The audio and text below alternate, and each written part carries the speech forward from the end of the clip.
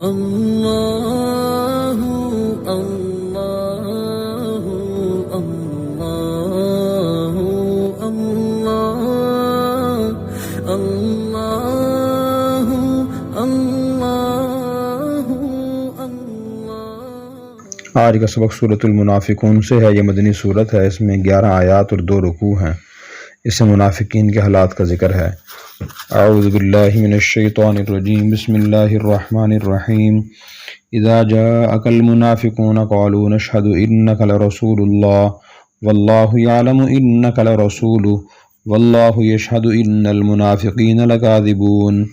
اذا جب جاءک آپ کے پاس آئیں المنافقون منافق، قالوا وہ کہیں، نشہد ہم گواہی دیتے ہیں، انک لرسول اللہ بے شک آپ اللہ کے رسول ہیں، واللہ یعلم اللہ جانتے ہیں، انک لرسول بے شک آپ اس کے رسول ہیں، واللہ یشہد اللہ گواہی دیتا ہے، ان المنافقین لکاذبون بے شک منافق جھوٹ بولتے ہیں۔ جب آپ کے پاس منافق آئیں اور کہیں کہ ہم گواہی دیتے ہیں بے شک آپ اللہ کے رسول ہیں، اور اللہ جانتے ہیں کہ بے شک آپ اس کے رسول ہیں، اللہ گواہی دیتے ہیں بے شک منافق جھوٹ بولتے ہیں۔ اتخذوا ایمانہم جنۃ فصدوا عن سبیل اللہ انہم ساء ما كانوا یعملون۔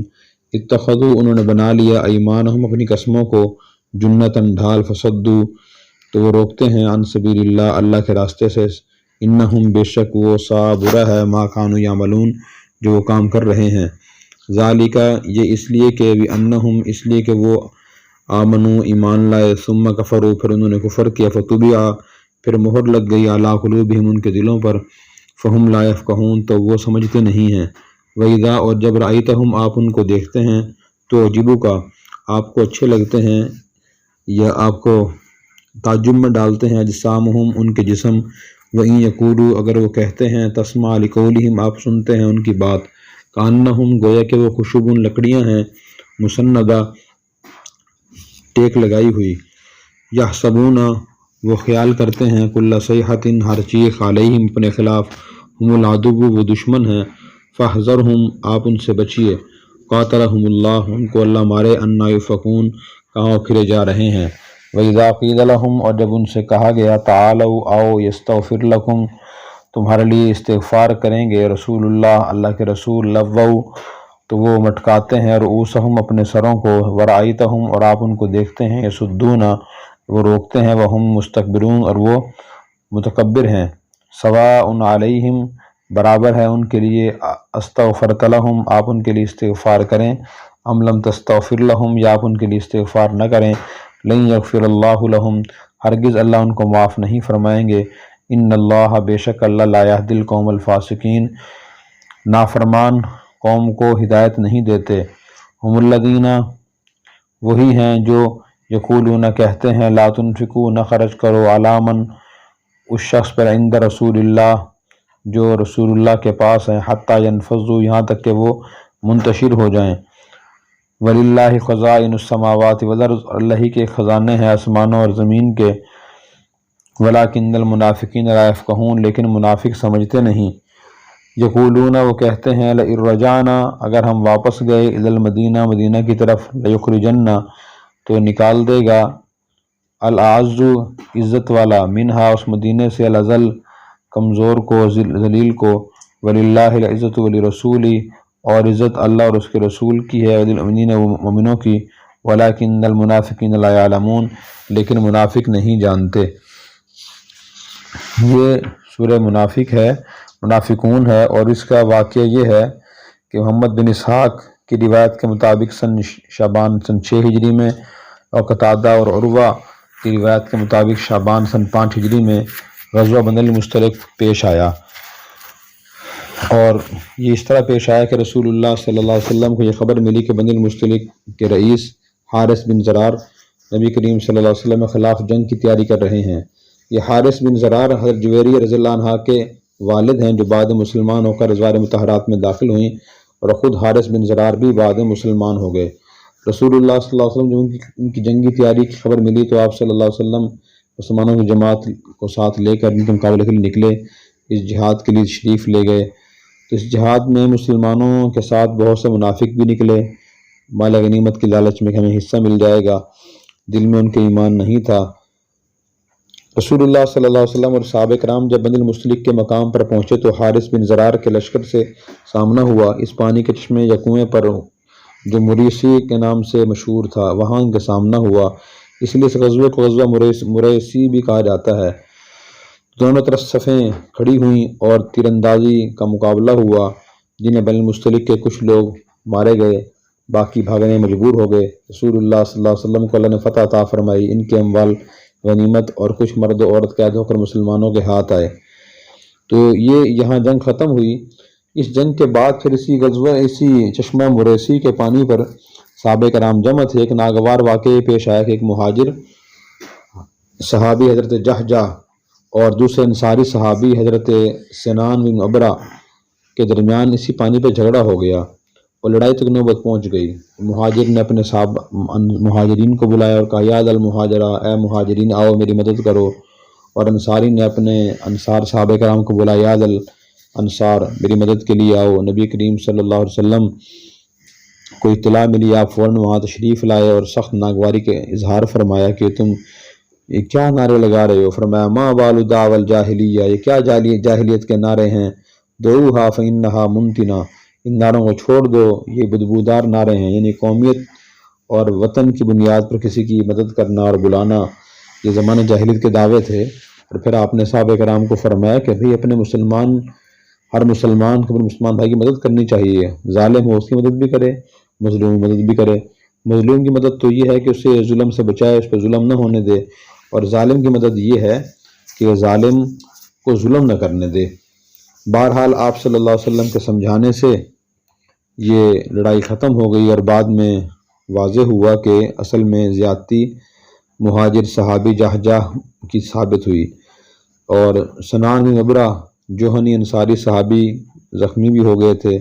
حضرت عبادہ بن صامت رضی اللہ عنہ نے ان کو سمجھایا سنان کو کہ اپنا حق معاف کر دیجئے، اور انہوں نے معاف کر دیا، اور یہ دونوں آپس میں پھر جو جن کی لڑائی ہوئی تھی آپس میں بھائی بھائی بن گئے اور ان کے دل صاف ہو گئے۔ منافقین کی جماعت جو ساتھ تھی ان کو ہر وقت موقع کی تلاش ہوتی تھی کہ ایسا موقع ملے اور ہم مسلمانوں کو فائدہ نقصان پہنچائیں۔ چنانچہ عبداللہ بن ابی رئیس المنافقین اس لشکر میں ساتھ تھا، اور اس نے اپنے قبیلے کے لوگوں کے درمیان بیٹھ کر اپنے قبیلے کے لوگوں کو یعنی خزرج کے لوگوں کو جن میں منافقین تھے یہ کہا کہ تم نے ان باہر کے مکہ کے لوگوں کو یہاں بلایا ہے، تم نے ٹھکانہ دیا ہے، تم نے ہر چیز میں ان کو حصہ دار بنا لیا ہے، اپنے اموال و جائیداد میں ان کو حصہ دار بنا لیا ہے، اپنے سروں تم نے مسلط کیا ان کو، یہ تمہاری روٹیوں میں پلنے والے اب تمہارے ساتھ ہی مقابلہ کرتے ہیں۔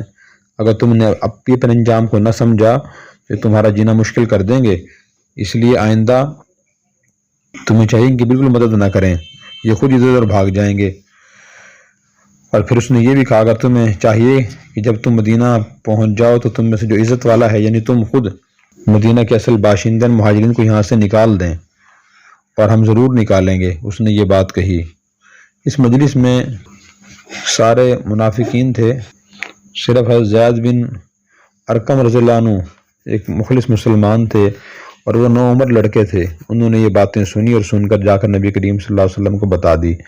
تو آپ صلی اللہ علیہ وسلم نے زید رضی اللہ عنہ سے پوچھا کہ آپ کو کوئی غلط فہمی تو نہیں ہوئی؟ انہوں نے کہا کہ نہیں۔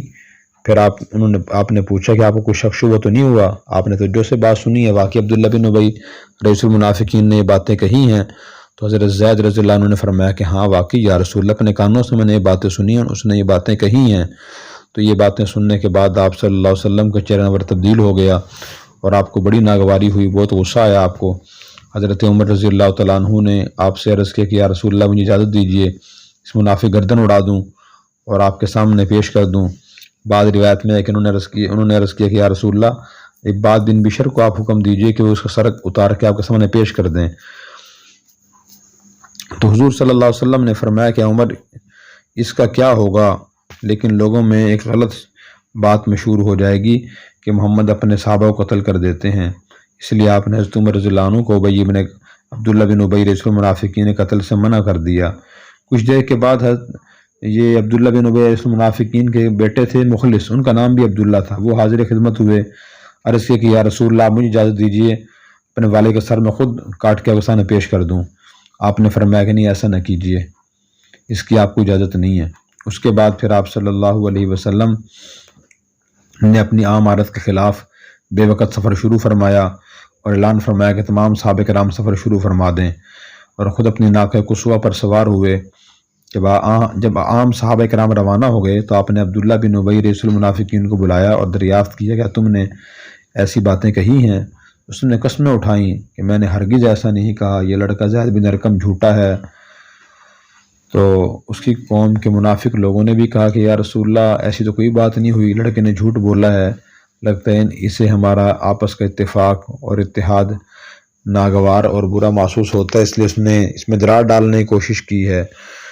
تو آپ صلی اللہ علیہ وسلم نے اس کا عذر قبول فرما لیا، اور مسلمانوں میں یہ بات پھیلی اور اکثر مسلمان زید رضی اللہ عنہ کو برا کہنے لگے کہ آپ نے یہ اچھا کام نہیں کیا کہ حضور صلی اللہ علیہ وسلم عبداللہ بن ابی رئیس المنافق عبداللہ بن ابی میں آپ نے نفرت ڈال دی۔ حضرت زید رضی اللہ عنہ لوگوں کی ملامت کی وجہ سے بہت پریشان ہوئے۔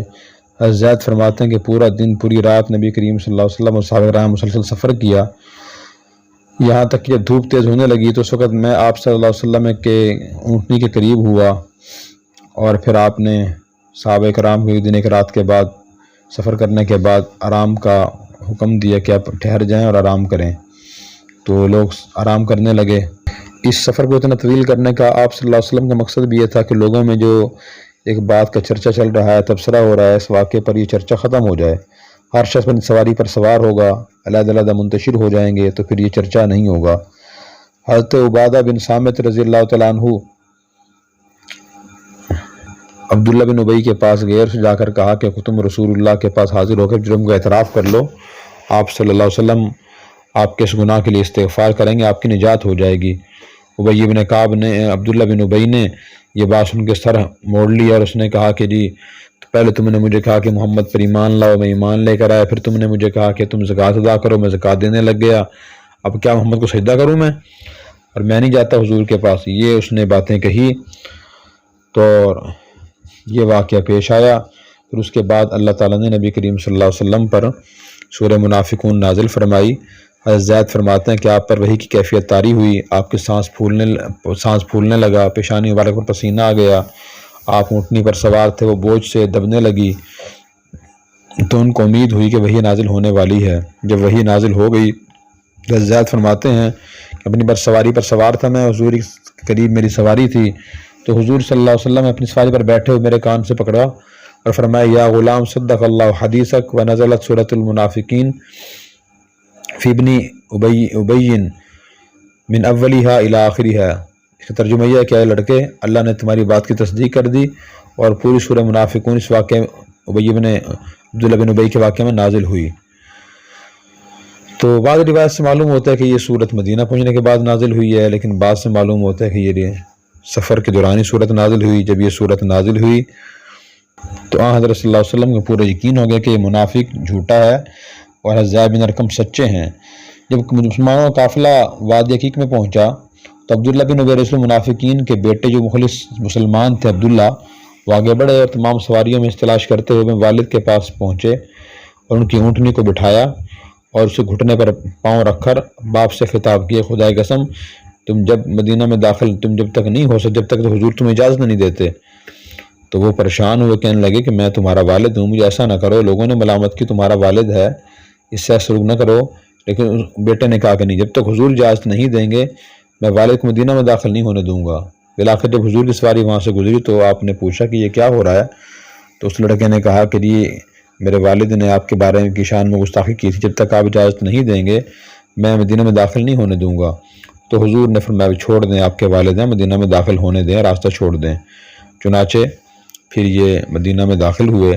تو اس واقعے میں ہمارے لیے بڑا سبق یہ ہے کہ کسی شخص کا تعاون اور اس کا ساتھ اور اس کی ہمدردی اور خیرخواہی ہم صرف قومیت اور نسل اور رشتہ داری کی بنیاد پر نہ دیں کہ ہمارا رشتہ دار یا بھائی یا دوست خواہ جو بھی کام کرے، اچھا ہو یا برا، اس کا ہمیں تعاون ہی کرنا ہے، بلکہ حق کی بنیاد پر کسی کا ساتھ دیں، اور کوئی حق پر قائم ہے، خواہ وہ ہمارے خاندان کا، قبیلے کا اور رشتہ دار نہ ہو، تو اگر حق پر قائم ہے اس کا ساتھ دیں، اور جو غلطی پر ہے خواہ اپنا بھائی اور والد اور دوست ہی کیوں نہ ہو ہم اس کا تعاون نہ کریں، اس کی طرفداری نہ کریں۔